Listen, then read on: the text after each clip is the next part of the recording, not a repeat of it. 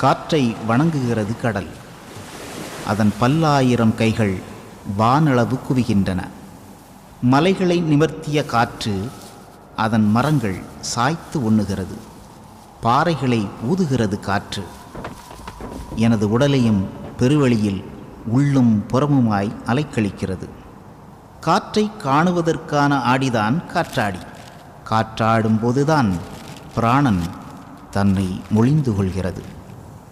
நினைவு தெரிந்த நாளிலிருந்து நினைவு மறக்கும் நாள் வரை காலம் எனும் ஓசை காற்றில் கரைகிறது.